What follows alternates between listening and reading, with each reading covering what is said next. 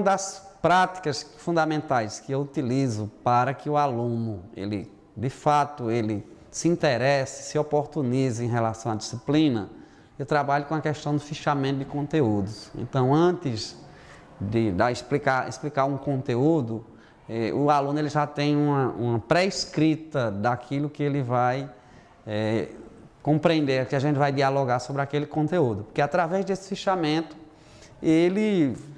no seu conteúdo, ele faz uma organização e a gente já cria de forma para que ele possa, né, fazer essa leitura e essa pré-leitura, ele fazer uma escrita e essa escrita dá a ele um pré-conhecimento elaborado, muitas vezes muito mais do que a gente pensa dentro de sala de aula. Na Revolução Francesa, a gente parte sempre de um aspecto da cultura, de modo geral.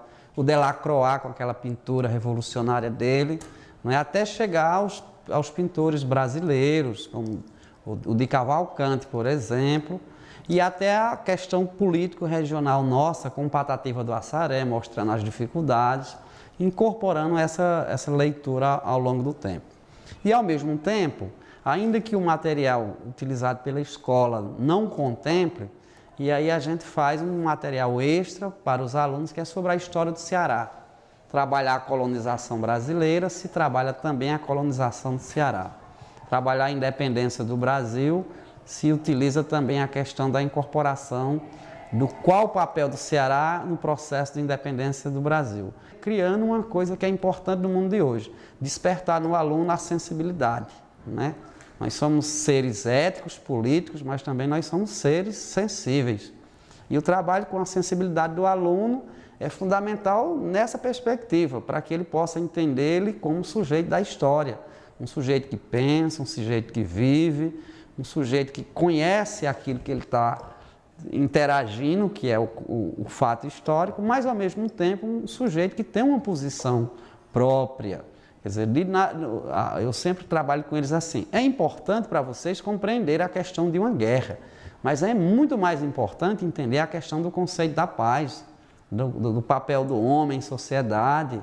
Então, não é só trabalhar a guerra, o conflito por si, mas desenvolver no aluno a capacidade dele da questão da sensibilidade. Ele precisa entender que, principalmente num momento como hoje, em que os valores estão assim, né, um pouco distorcidos, os valores humanos, a gente precisa dar a esses jovens a capacidade de entender o mundo, de se relacionar, de romper com as indiferenças, com os conflitos pessoais, e acho que a história tem um papel fundamental nesse sentido. Levar as experiências desastrosas que aconteceu com a humanidade, mas que isso sirva de momento de reflexão para a nossa vivência humana. É uma história que a gente aprende para a gente viver, não apenas para conhecer. O conhecer é importante, porque vai haver, né, as exigências do mercado, vai haver os vestibulares, vai haver os Enems da vida, mas um conhecimento que a gente possa atrelar.